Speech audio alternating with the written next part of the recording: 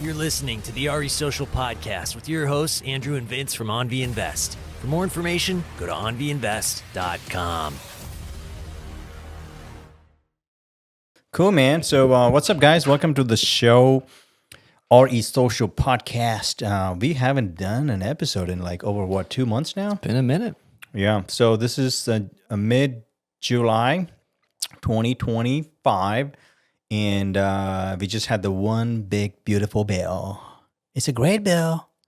I voted for it. You didn't. So you don't get any tax benefits. So we're going to talk about that.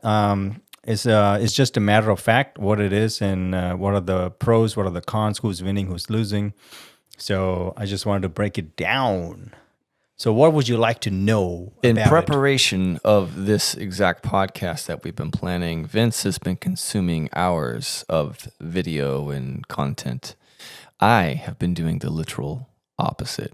Similar to when you have jury duty and they're like, hey, don't be looking into this thing that happened to sway you. That's me. I am a complete neutral. I have no idea what's happening. So in theory, you have prepared a lot. I have prepared more than you, sir. Yes, Yes, that is true. It was hard work, but I'm You glad cannot to do over it. prepare than you. This is the highest level you could do. Oh, on big the other beautiful side. bill knowledge. Yeah, I'm like. So this is the best case scenario. So let's fire it off. I want it to be completely neutral, just curious out of my own interest and probably the interest of others watching or listening. By the way, if you are watching or listening, thank you very much. And if you're not watching, we do post everything on our YouTube channel, so check it out on the Invest. So anyways, my question I wanted to lead off with is let's start with what is it overall? What is this big, beautiful bill?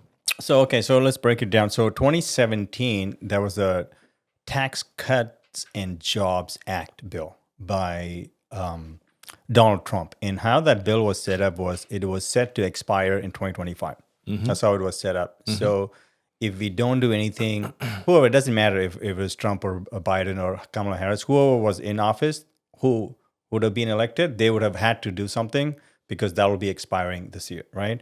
So if it expires, your standard deduction goes to just like $6,500 or something. First of all, we're not CPAs. We're not giving you tax advice, okay? So that's a disclaimer. This is for entertainment purposes This is only. for entertainment, but probably you learn more than your stupid CPA you have. So a lot of the tax laws that was changed in 2017 was going away. So they had to do something to either keep it or, that's basically what this is. It's called the One Big Beautiful Bill Act, OBBBA. Gotcha. And when it was set to expire, is that the way all bills work? Usually, but they have made certain things permanent. Now, when you say permanent, it is permanent until somebody changes it, and it's not permanent at all, right? Everything's ultimately. But it comes with in U.S. we have the Congress, which is the House and the Senate and stuff. So you have to have all full control to change stuff to make the law. So it's kind of hard. You can't be like, I'm going to change it today, and no, it'll take you 2 years. It's just that statement to do that, and you will have to win elections. Both sides have to agree. So it's like a lot of different things. So if they say permanent, that means until somebody else makes an effort to change it. Got it. Yeah. Okay. And so just going right for the jugular, we are real estate investors. Yes. What are our benefits? How does it benefit a real estate investor? Yeah. So let's talk about real estate investors. So this is for everybody, any active people in the U.S., including real estate investors, is they double the standard deduction. So for 2025 and going forward, if you're single, I believe it's $15,750, something like that. And if you're married and filing jointly, then it's double that. It's like 31 something, right? So that's really good. That means if, let's say, you and your wife or husband make $100,000, you can just deduct $30,000 off the top. Now you only pay tax on $70,000. So it doesn't matter if you're on real estate, W-2, anything, right? That's just a win. Now, if you want to talk more about real estate, the biggest thing everybody's been talking about, we've been following this for a while, is that they bought back bonus depreciation. And And I've heard you talk about that. So sorry, go for it. So what do you know about depreciation, bonus depreciation? And because I'm going to say you're like a general American, and then I'll break it down. Sure. Because you might know stuff. Well, yeah. I mean, so I know depreciation is one of the key reasons why I wanted to get into real estate, start investing, because it's just like insane that the concept of writing off a house that's appreciating exists. So key indicator. So I know about that, the 27 and a half years for our residents. And then I know that there's this like way to kind of put that into hyperspeed and take all that in the first year whenever you do a cost segregation is what that's short for. So I'm understanding on all of that, but beyond that, nothing. So bonus depreciation, what is that? Okay, so that's actually really good. So, okay, so this, I want you to, somebody listening, maybe take a clip, take some notes on this. This is very important. Well, I'm going to break down how depreciation works. So when you buy something, even a car or anything for a business purpose, real estate, right? You could depreciate that asset over a period of time, and you get that as it's technically a write-off, but you depreciate it over a period of time. For example, a house, like you mentioned, right? Not the land. So let's say it's a, I don't know, $500,000 house, and then you say there's a land value, and then the building value is $275,000, just to keep the math simple. For residential properties, 1 to 4 units, you can depreciate over 27 and a half years. So that's $10,000, right, a year of depreciation against your income. So if you made $10,000 in rental income, and then you can have a $10,000 depreciation, you can just write that off. So then you don't have any income to show, right? So you can shield some of your expenses. Now, shield your income. So how this pertains to this bill, you can be like, bro, we've already had it, depreciation forever. Yes, that is true. So what we're going to do is talk about now is accelerated depreciation. So when you say the 27 and a half year, that is for a residential property, and it's 39 years for a commercial property. So if you do a short-term rental, it's technically 39 years because it's commercial, right? So what happens is now you need 40 years basically to depreciate all of that, right? So the cost, the time value of money, it's like you're spreading it over 40 years, right? So if I told you I'll give you $40,000 in 40 years, or today, which one would you pick? Today. You're going to pick today 10 out of 10 times, unless you're a fool, you don't know what's going on, right?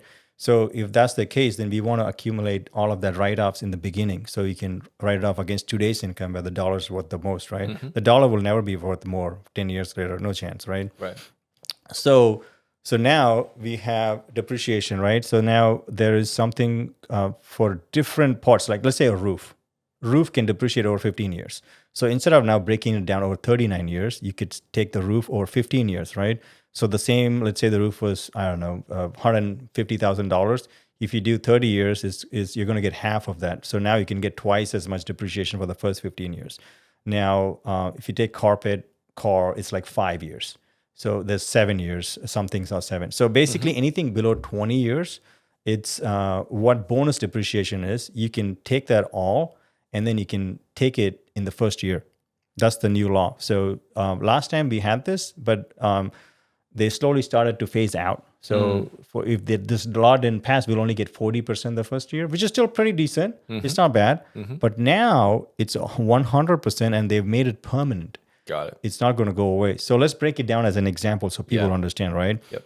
So we bought a house in Tennessee, Cornelius with Stevie, right? We have some partners on that. So that house was, let's say, all in $500,000, including repairs and all that. And the depreciable amount on that, we have to do a cost segregation study for this. So you have to go get an engineer, and then they'll do, this depreciates this does this. And then they give you all these numbers, and they said, there's about $100,000 of depreciable assets that you could depreciate faster than 39 years, right? And then because we have bonus depreciation last year at 60%, out of the 100,000, we can take 60,000 the first year. And the remaining 40, you can take it over whatever, 5, 7, 15 years, right?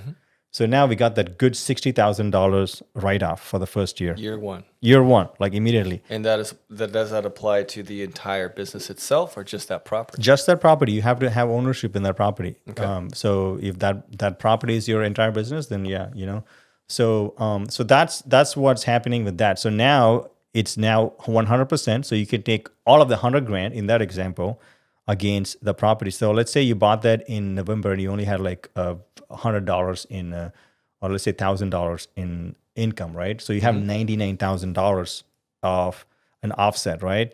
So if that was a short-term rental, it's considered active, and if you actively participated in that business, if you have a $99,000 W-2 income, you just wiped it clean. So now we have no taxable income. So you're referring to if you're claiming as a real estate professional, you No. can do this. Okay. Then break that down a little bit. Yeah. So if you buy a short-term, it's called a short-term rental loophole. A short-term rental is considered active business and is not a passive, because we have a bunch of short-term. It is very active. Quite active. It's very active. So the IRS understands that, and they said if you're the one running the short-term business and you're considered active, you could take all of that losses on that business against your W-2 income without being a real estate professional, which is very easy to do for a short. Real estate professional is very hard. You can't get it if you have a W-2. And what's the limit? For what? For the amount you can deduct from your regular income. Yeah, there is a high number for that. I don't know what it is. Nobody's going to hit it. Like none of the people listening. I don't know. Don't quote me on this. It might be 1.25 or something like that. Wow. Yeah. Okay. Per year. Way bigger than I thought it was going to be. Yeah. So we're good for that. So, But if let's say you have like any people like 100 to 300,000 in income with married and stuff. So if you bought a property for let's say 1.5 million, or let's say 1 million, you put $300,000 down. You do a cost seg study on it. You get about $200,000 to $300,000 write-off, right? So you put $200,000 to $300,000 and you got a $200,000 to $300,000 write-off. So you can wipe out all of your income, and that's like actual returns on your money, right? So if your tax bracket is let's say 40%, that's a 40% cash on cash return. That's like really good. So now you can use that money and go and reinvest it. So with this new bill, coming back to the bill, they've made it 100%. So instead of deducting just 40 grand from the 100 grand on the first year, you can now deduct 100 grand going forward permanently until somebody changes it. Right. So that's the insane. big win for the real estate. So now what happens is the things that I like to do for our company and people who invest with us is I like to run all these scenarios and do the rough math, telling them how much you need to invest. So I know already from my sister, if she invests with me or us, she needs to buy about $800,000, $900,000 of real estate to wipe out her income with the short-term rental, all these strategies. Now, she doesn't even need a short-term because she's a real estate professional like you. So we could just buy long-term and she'll... So this is mainly beneficial for those who are not elected as a real estate professional. Yes. Got it. Yeah. Very cool. Anybody can do it now. Right. Right? You could be a doctor. Now you say now, was that different before? No, you could do it before when the bonus depreciation was there, but remember the 100% dropped to 40% this year. Right. So you can get 40% of the benefit. And the reason why is because whenever you're running a short-term rental, it's really just starting a business. It is. You're in the hotel business, Yes. as we know, and it is definitely an active business. It's like all the time, the towels, the refrigerator's leaking. Yeah. Literally a current issue right now with one of our dozen units. So yeah, it's definitely active. So I get that. In terms of when it comes to, let's say you have more write-offs than you had in income. Now, Okay, great question.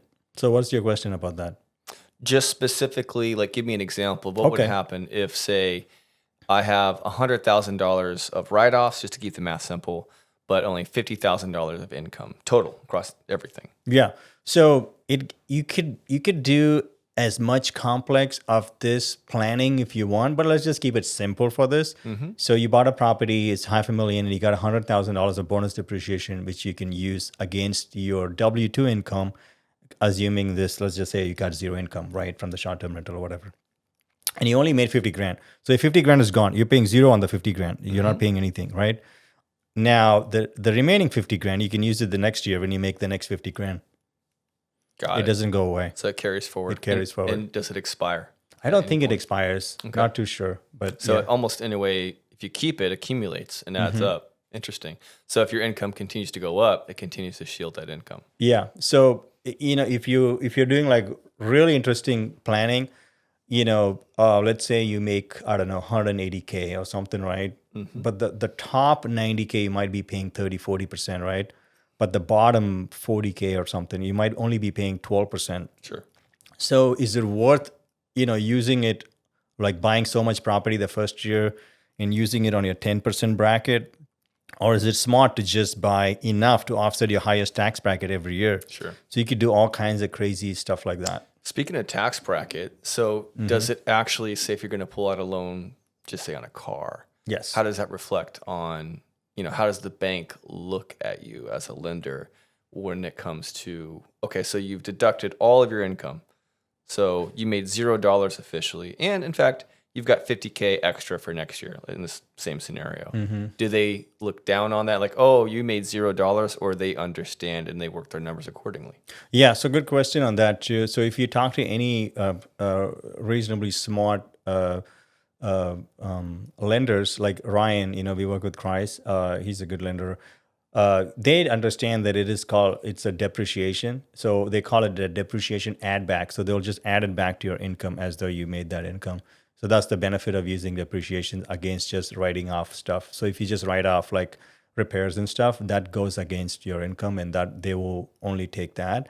But if you have a lot of depreciation, they do add it back. Gotcha. Yeah. Now, you're clarifying that it's a sophisticated lender, such as our boy Ryan. So if I went to just a regular Bank of America, that would not be the case? Yeah, if you talk to some low-level guys, they might not understand it. But once you go through the process, I will be surprised if people don't understand this, you know. But yeah, that's what I would say on that. Cool.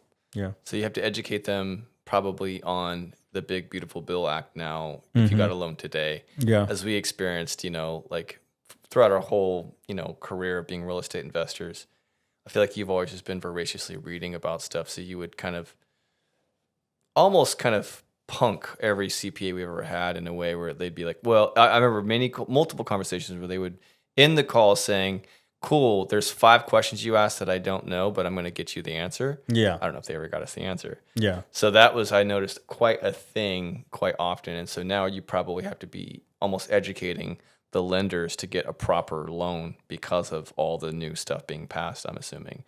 All this to say is you have to take complete ownership and have to be a nerd about this stuff to really probably maximize the full benefits beyond what I'm talking about in this scenario. Yeah. I would say definitely lenders, it's always good to talk to them, make them understand stuff. But more importantly, it's the tax people that you really need to be like, because you're going to be losing money. Right. You don't know, right? So the reason that we are in this situation is it's not because, oh, I'm so smart, I'm going to do all this stuff. No, it's like necessity. I have to do this because nobody else is doing it. So it kind of becomes like like a blessing and a curse kind of deal, So it's just like, I just have to do it because I just know nobody else is going to be able to do this unless we spend like, I don't know, 20, 30 grand. Right. And like CPA, tax planning. who knows all the stuff. Yeah. So the information that we know now, it's worth a lot of money. Like I was talking to Jula, he was just here. He's my brother-in-law married to my sister. He was just saying like, he doesn't understand any of the stuff that I'm doing in his taxes, right? He had a $5,000 tax back refund. I just finished his taxes. His tax refund is $31,000. That's insane. That doesn't even make any sense, right? So, and he was saying that, he doesn't understand anything what's going on. He's just signing papers, right? But from his point of view, he was saying he doesn't have to. He never has to do this ever. As long if I'm dead, he's screwed. But till I'm not dead, he's just like, yeah, I'm not going to do this. I'm just going to have you do it, and he will just do what he's good at, his W-2 job, right? He's really good at, right? Sure. Make money, right? Bunch of money. So that's the thing. So if you can have that kind of people in your team, either the CPA or the tax attorney and stuff, so then you can rely on them. And they can make those stuff for you. But I like to just kind of just go overboard and learn all this stuff. Yep. And you love it, though, I can tell. I really like it because it brings us so much money. Right. It's just like we won't be able to do anything otherwise, So speaking on that, what are some other ways that we are standing to maybe benefit or devil's advocate, maybe in any way that it harms us? So For the bill? Yeah, so let's go with the positives first, and then I'll talk about some cons too. Sure. So the next positive, the big one, a lot of people in the U.S. might not benefit from it, but Californians in New York is going to benefit a lot. It's called the SALT cap. So I don't know if people know there's something called state and local taxes. It's called the SALT. And this was funny. People think that, oh, this is for the rich and stuff. The cap was put by Trump last time. So he capped it at $10,000. So if you make $200,000 and your state income tax is $20,000, you're already capped at $10,000, right? What about your property taxes? Let's say you have $1 million property. That's another 15 grand. Let's say, right? So you're paying, $35,000 in taxes, but you can only deduct $10,000. So you have to pay taxes on the money that you don't even have because you just paid local taxes, right? So it's kind of like a double whammy if you take the itemized deduction, right? So that cap has been now raised to $40,000. Got it. So if you're single and you have like a $2-3 million home and your tax bill is $36,000 and you have a state income tax, you can deduct $40,000. That's awesome. That's really good. Yeah, that's really good. So that's a big deal. So quadrupled that. Property taxes and state income taxes now can be deducted up to 40 grand, which is a huge deal. Let's go ahead and break that down a little bit for the listener and like give me a sample scenario of what that would look like. Yeah, so really easy math. Let's just say if it didn't pass and it passed, right? Yeah. So if it didn't pass, it was $10,000. So let's say a Californian, making let's say $300,000 or $200,000, and he's paying about let's say 15 grand in a state income tax, and let's say he has a $2 million home, which is like everyone. $2 million home, 1.25%. You're paying 25 grand in taxes. So the math worked out great. Perfect. 25 and 15, so that's $40,000 for this year. You can only take $10,000. Okay. 2025. 2020, if the tax bill didn't go through. Tax bill did go through. So $10,000. Okay, let's keep playing that out though. So it didn't go through. What's happening? So you can deduct $10,000 from your $200,000 we said, right? So you're paying tax on $190,000. Got it. Now, so whatever the tax bill is, right? So let's say, I don't know, it's like, let's say it's combined is 30%. So 30% of $190,000 is like, I don't know, less than 60 grand, like let's say 57 grand. Oh, math, Asian math. So that's how much you'll be paying, right? Super rough, it's not accurate. For this year, however, there is a $40,000, right? So now you're at 160, right? Okay. And maybe your combined tax rate is 25% now because you've come down, right? So whatever, even if you keep it at 30, so you're only paying 30% of $160,000, so which will be less. So you're saving that delta. Gotcha. So that's a good tax benefit for you. So it's specifically benefiting homeowners. Have you thought about investing in real estate and taking advantage of all of those benefits without any of the work? That is something that AnVi Invest not only provides, but has been providing since its inception. With friends and family, we have built an empire and a system of a wealth generating tool that is giving us and our friends and family that leverage in their life to create true wealth. Go to onvinvest.com for more to see if you qualify. And thanks for listening. For you. So it's specifically benefiting homeowners. Yeah, homeowners and high income. Tax. High income too. High if you made $1 income. million. Oh, there is a cap for that too. I think it's $505,000. So if you made $505,000 and you're paying $40,000 in state income tax, you can write it off now. Gotcha. But anything more than that, you cannot. There's a phase out. It phases out. I see. Yeah. So when people say, "Oh, this is just a tax bill for the rich," the rich can't take it. They can't do it. I got you. It's disallowed for them. So what's the incentive from the government? What are they trying to achieve, do you think, with this particular? Well, this one will help a lot of, I know it sounds ridiculous, but middle-class families in New York and California, like upper middle class. And why specifically New York and California? Because nobody else cares about this, because nobody's paying $40,000 in state and local tax. First of all, Florida and Texas, they don't even have state income tax. Right. They're like, this is garbage. We don't care about this law. Yeah.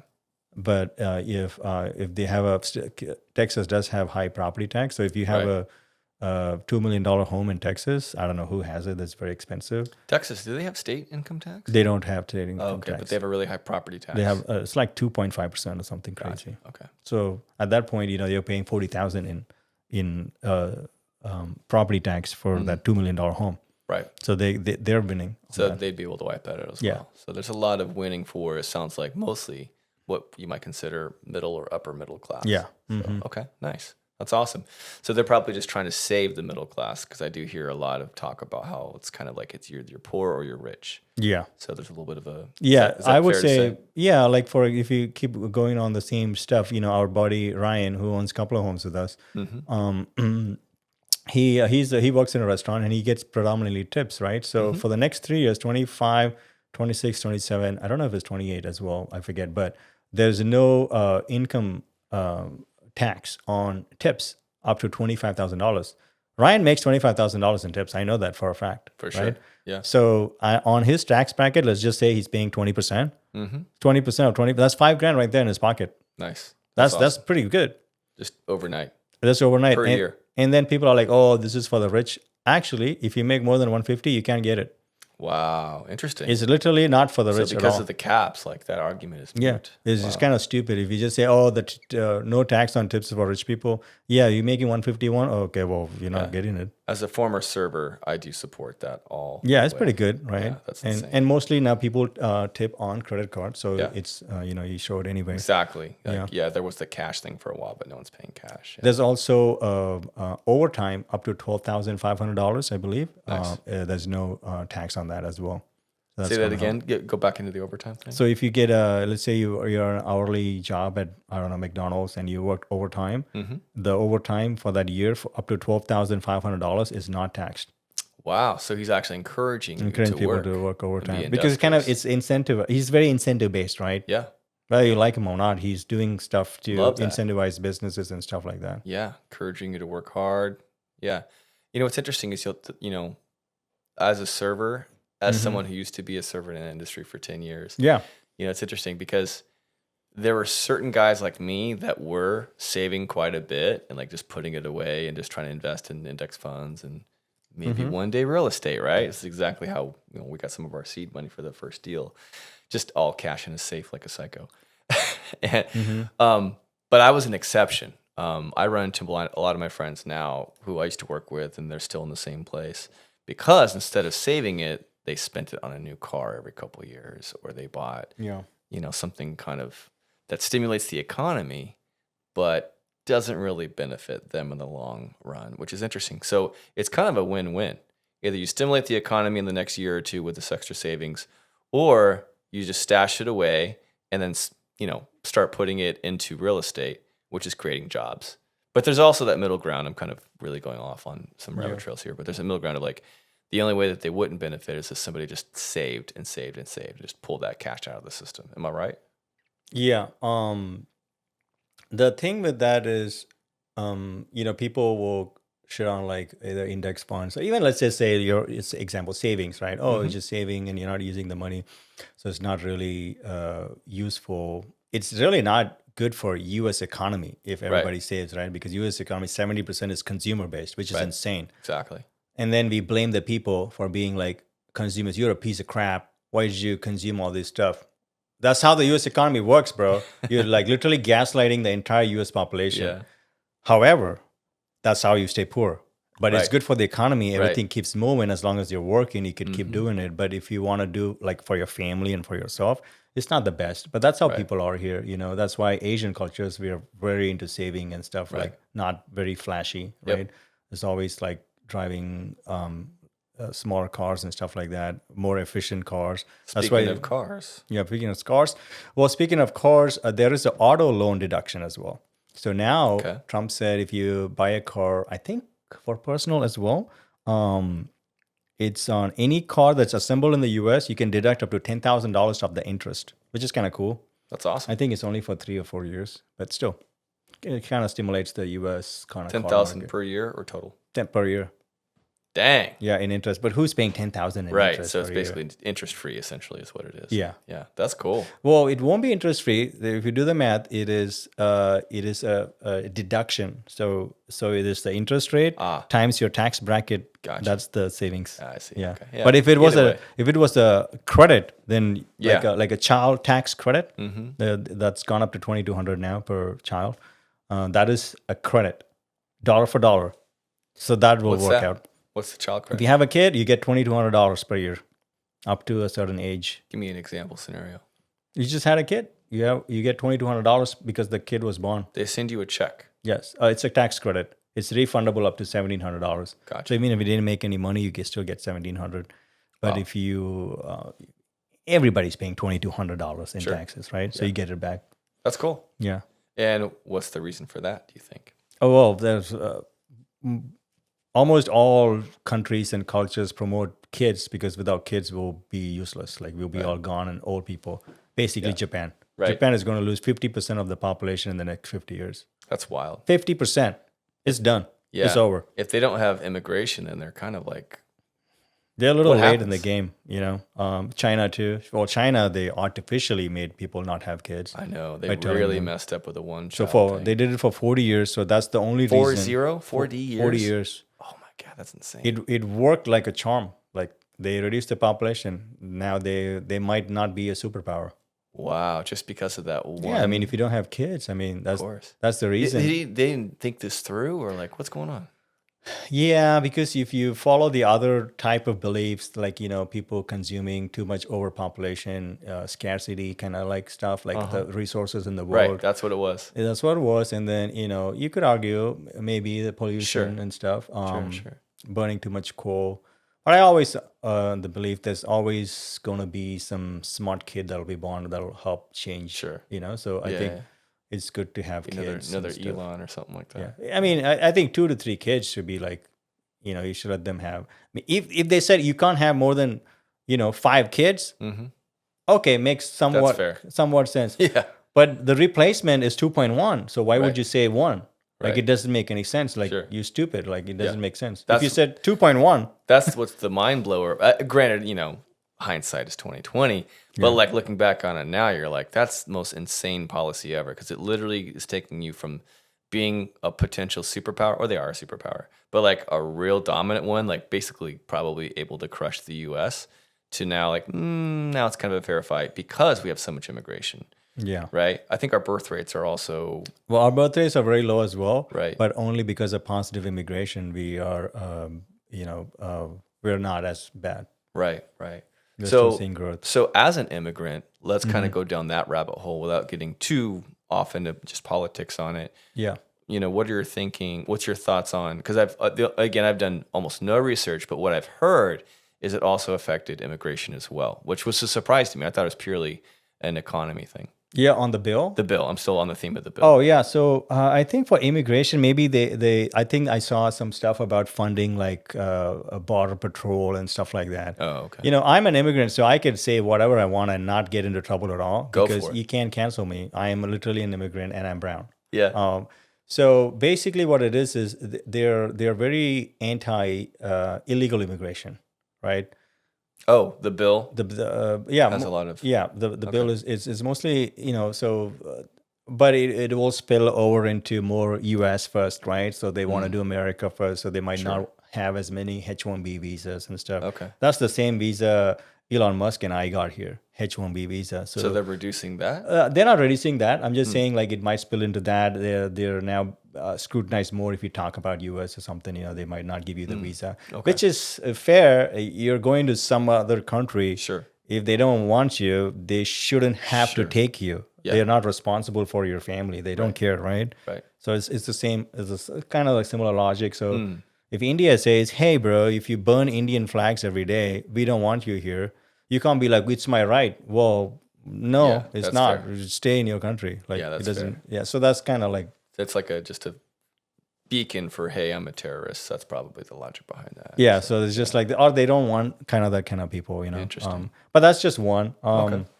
More stuff. Do you have any other thing? I can talk about a lot of stuff. Well, I want to talk a little bit about Social Security. We Okay. probably have a few listeners who are maybe Yeah. coming to that age. How does it affect Social Security? For Social Security, I did see they're getting another $6,000 break, I think, for older people in terms of like write-offs. I say. And they're not. I didn't see anything about Social Security losing anything. Okay. Yeah.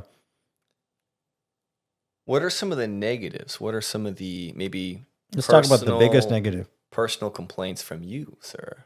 I would say the do you not like about biggest negative is it's going to increase the debt. by?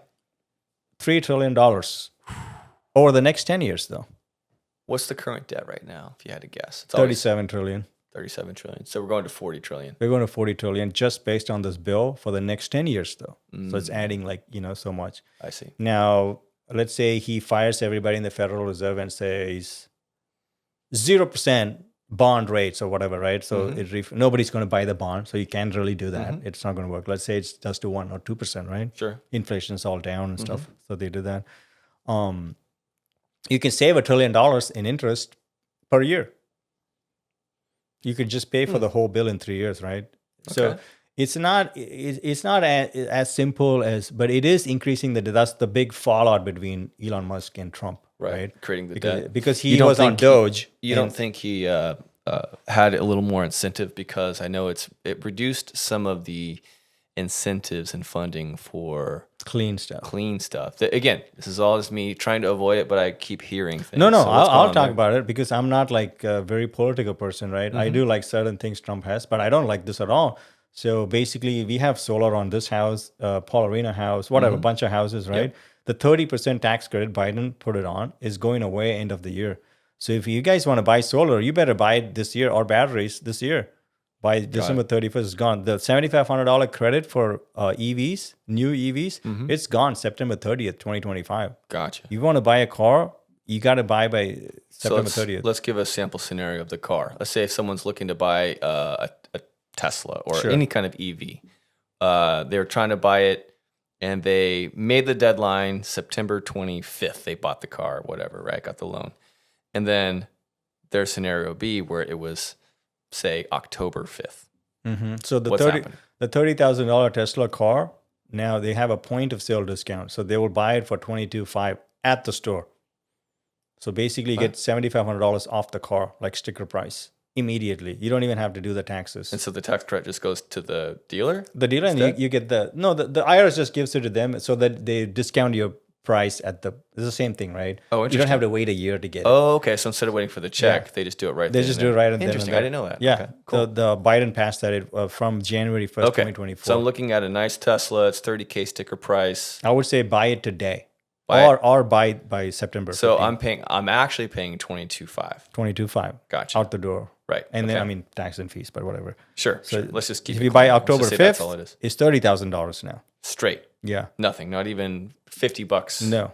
Here's a little You're something. an idiot. That's what they'll say. Here's the idiot Interesting. sticker. Zero. So how about for solar, like putting solar on a house? So solar, let's say you put $10,000 of solar. You buy it, you install it, not buy it, install it by December 31st. You get $3,000 back as a tax credit. Okay. And then January 1st, you get $0. Wow. Okay. That's why I'm like all wrapped up in all this. This is all explaining the cracked outness. In case anyone's listening, he's gone crazy on batteries. I've spent $30,000 on batteries. Yay. All right. You're sharing the math, not me. Yeah. I was just making sure. I was like, he went nuts. Let's just say that. The payoff period for that is you are dumb. That's the payoff period for that. I already did the math. But now I get why. And now I understand. But I get like, 10,000 where back you're immediately. thinking. Sure. Yeah. Right. Yeah. That's interesting. Wow. So yeah, that's something that you might have against it, or that's one of the negatives, if you will. What impact do you think that specifically? I know this is more of a real estate and assets podcast, but while we're on the topic of the big bill or whatever, what impact do you think that specifically is going to have in say 5 to 10 years? Well, you're going to have less investments in solar, which I don't like. I'm very into clean energy stuff because I drive a hydrogen car. I used to drive electric cars. I'm going to buy an electric car like by September 30th for sure. Yep. So I'll probably buy used and get the $4,000 tax credit. What's that? I'll tell you. Break that one down. Okay, so that one, I want to break this down a little bit, but I want to answer your stuff first. What was your question? My question was what impact do you think this will have on the environment, or just say the environment? Yeah. 5 to 10 years into the future. I mean, just think about it. I mean, he's talking about coal like a moron, right? That's the one thing that they always do. But I think he just says that just to sound like whatever. But you're going to take away the investments from clean energy for sure. Because if somebody is going to buy solar and solar is going to sell, right? You took away a 30% tax credit. It's not going to sell as much. That's just facts. That's how it works, right? So the money is going to go somewhere else. I did see some oil and gas, maybe some tax credits there, but nothing on the solar stuff because you can't give everybody every benefit, because then the bill will be $50 trillion dollars, and Right. they'll be like, you are gotta a cut moron, somewhere. you're fired, like, you Right. know. So they're cutting this, which is probably their, you know, voting demographic doesn't really care so much, right? Right. Yeah. Right. That makes sense. So that's the path they took to cut stuff. Got it. Yeah. Unless someone comes in and changes it. Yeah, they could change it in, you know, a minimum. I would say it will take at least 1 election cycle, 2 election cycles. Gotcha. Okay. Cool. And then go back to the scenario of the car. The car. Yeah, used car, $4,000. What are you talking about? So okay, so I'll break it down. So for the EV, this is only relevant till September 30. So you guys better use it by then. After that, it doesn't matter. But the kind of the stuff I talk about always matters to how to work with the system. And then people are saying rich people are taking all the advantages. No, I'm just studying stuff and I'm seeing what the government is telling you to do, and I just do it. It's not because I'm a piece literally of crap. why we chose real estate over stocks. Yeah, I'm seeing all the stuff. They're telling you to do this. You don't do it, so you're an idiot. Like it doesn't say rich people get this. Right. You know.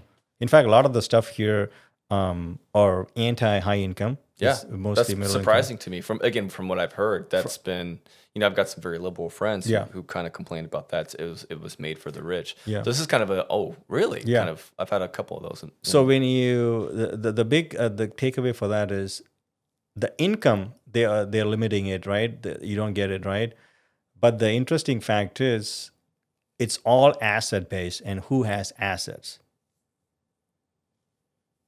I mean, we have assets. We have assets, but generally speaking, wealthy people, rich people have assets, Right. and they get the breaks, and then that's why people are complaining. But what I'm telling you is, are you communist then? Like, Right. what is? It's either or. It's always people who have assets will always get the breaks. Yep. Because without us, it's not going to work. Like we will have. There's only a 65% ownership, right? 35% of U.S. is renting. If you take away all the rental houses, they're all homeless. Right. So you can't. So the government wants us to keep doing this because they can't provide it, because they provide housing. You want to go live in the projects? Go live in the projects. I don't care, right? Yeah. You don't want to because you want to live in the nice house, right? Sure. So then you got to give the breaks and the benefits, and you can also attract foreign capital. Like for my family, I'm moving all of the stuff we have in India to the US. That's awesome. Literally because of tax incentives and all these things, right? If they didn't have it, maybe I'll invest in Bangladesh. I don't know. Or Dubai. So they're bringing money from outside of the Yeah, like country. it's a lot of money. That must be a very huge benefit. I mean, that's like, I know a lot of economies run a lot on tourism. Yeah. Ironically, Barcelona, who cannot stand me from the US. Yeah. Granted, I think there's probably a lot of me that went there and like really messed that up in some way.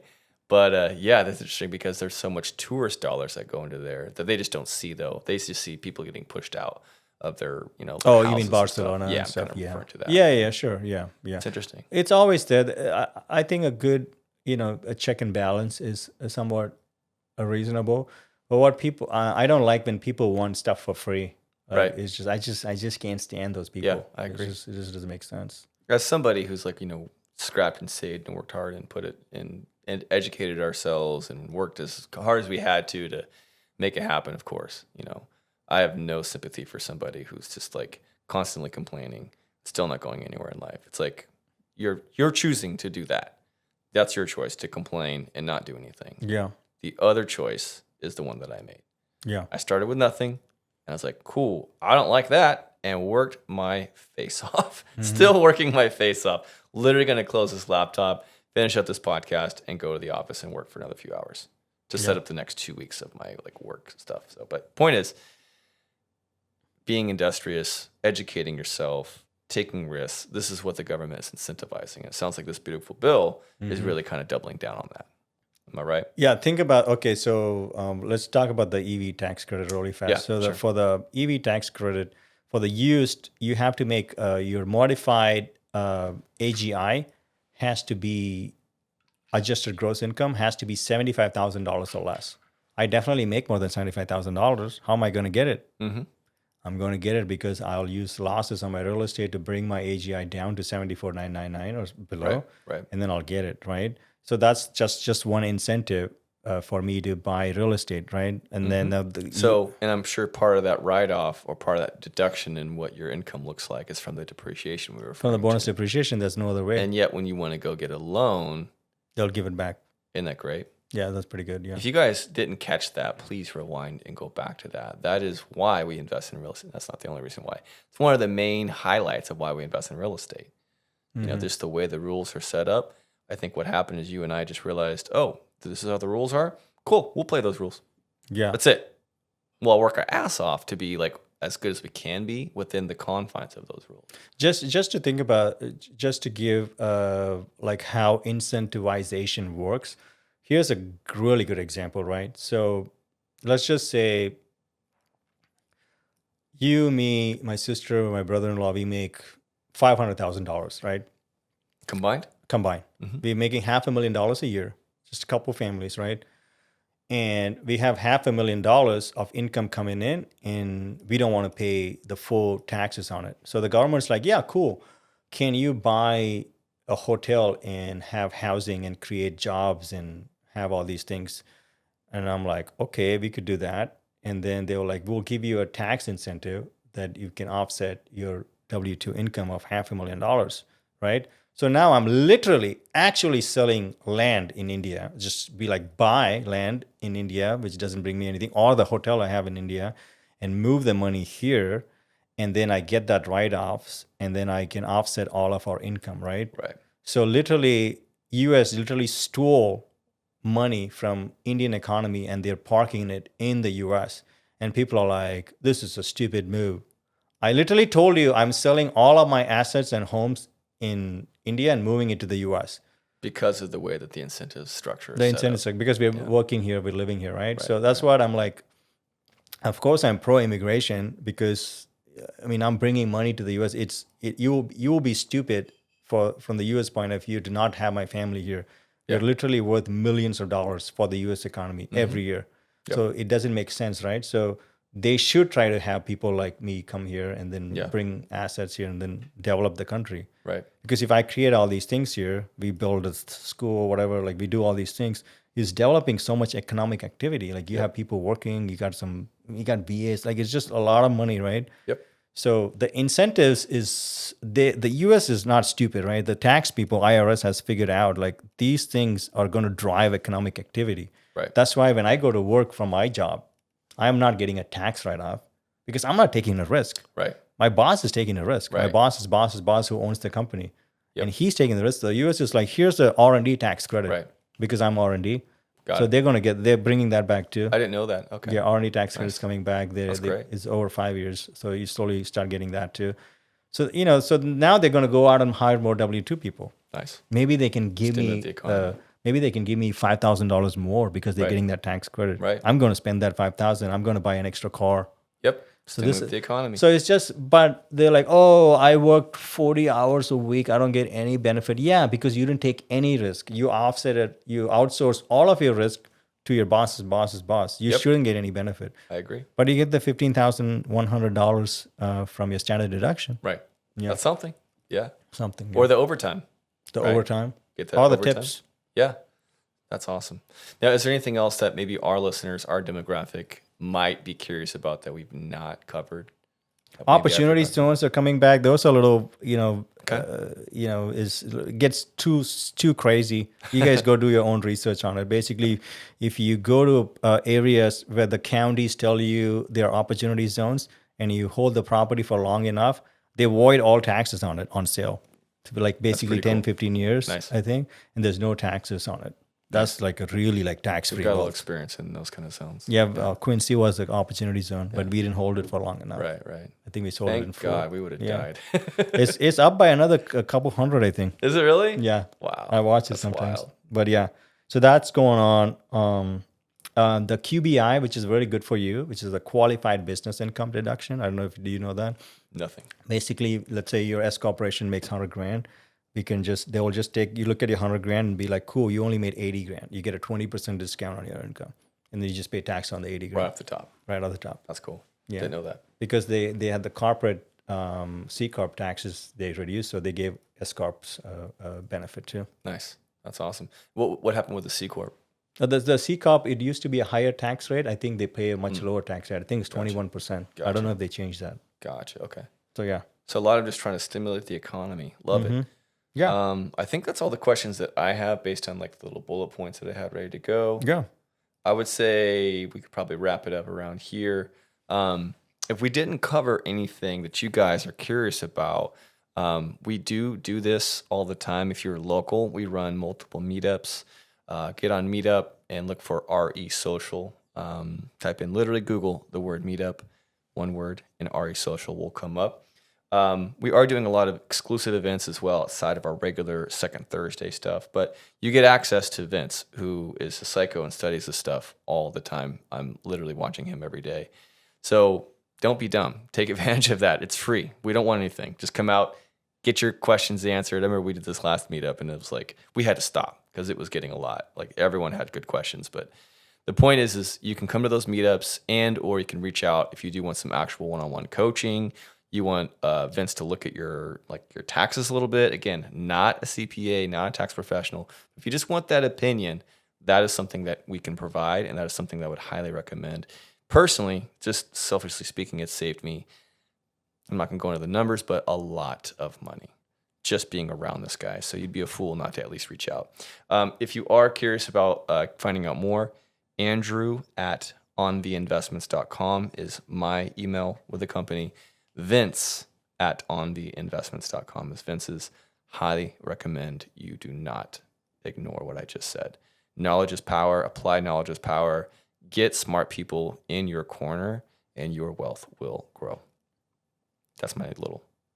That's awesome. The last thing is we forgot is estate tax exemption.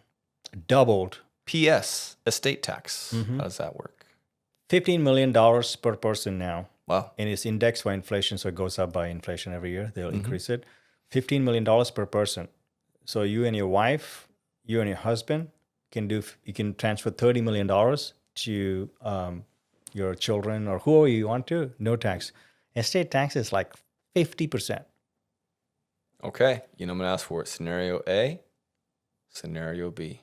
So before... Same amount. Yeah. Before, I think it was 7.5. Okay. I believe. So let's say you had a $15 million estate, you have to pay 3.75 in income, assuming it's 50, maybe it's 45, I don't know, but something like that. In taxes, now it's $0. You just save 3.75 million. Nice. That's So awesome. if you have $15 million estate, right? Cool. We don't yet. Right. Love it. But it's good. It's good to have that kind of thing in the back of your head. That's awesome. Well, that's all I got. Awesome, guys. Yeah. Thanks for listening, you guys. Listen on the next one. And again, reach out if you are looking for some more information. Laters. Bye. I don't know about you, but I definitely like to see 5-star reviews on any service or any product before I purchase. Please take a second to leave us a 5-star review, whether you're listening to it on Apple, iTunes, or Spotify, or whatever platform. Take a second, goes a long way, helps us a lot to grow the channel, and thanks for listening.